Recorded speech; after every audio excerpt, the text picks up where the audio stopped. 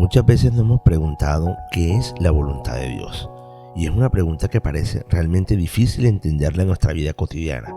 Yo le escribí a un padre que quiero mucho, que es mi amigo, mi asesor espiritual, al padre Álvaro García, y me respondió: César, es hacer lo que a Dios le agrada, es adorarle, es servirle y apartarse, por supuesto, del pecado.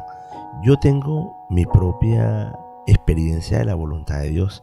Hace muchos años, cuando yo estaba muy chico, no tuve la oportunidad de entrar inmediatamente a la universidad, así que fui al Servicio Nacional de Aprendizaje SENA.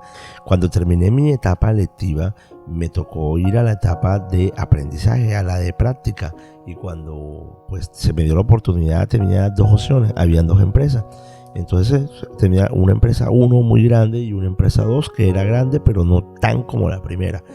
Yo quería entrar obviamente a la más grande, entonces me mandaron con un amigo, fuimos a la empresa 2, y en esa empresa 2 era un parque industrial, y cuando llegamos a la puerta nos tocó bajarnos ahí en el bus, y hacia adentro nos tocó caminar aproximadamente como 2 o 3 kilómetros de sol, porque la entrevista era a las 2 de la tarde. Imagínense ustedes esa caminata, llegar casi que cansado, sudado, y para colmo el uniforme del SENA era camisa manga larga con corbata. Sinceramente, ese primer panorama ya yo no lo quería, no quería quedar en la empresa definitivamente. Imaginé cómo podían ser los días venideros de día de trabajo y demás, y dije: no, esta locura no es conmigo.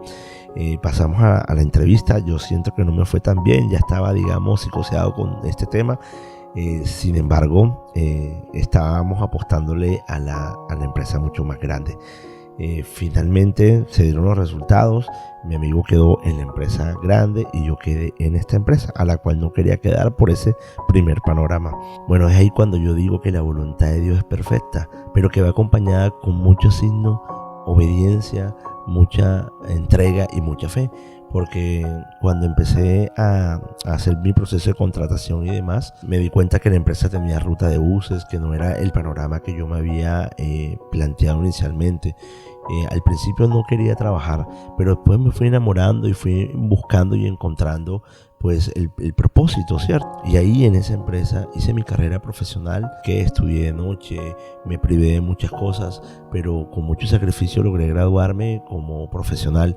Posteriormente fui ascendiendo en muchos cargos dentro de la empresa, terminé especializándome y llegué a ocupar los cargos más importantes al cual yo podía aspirar.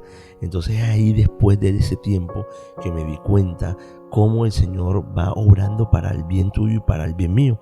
Y al principio puede que no sea lo mejor, lo que tú estás esperando o buscando, pero si te dejas que el Señor guíe tu vida, vas a encontrar las respuestas. Fíjense que la empresa donde había quedado mi amigo, esa empresa grande en la que yo quería quedar, mi amigo solo duró 6 meses, porque la empresa tenía un cargo para practicantes y lo iban rotando.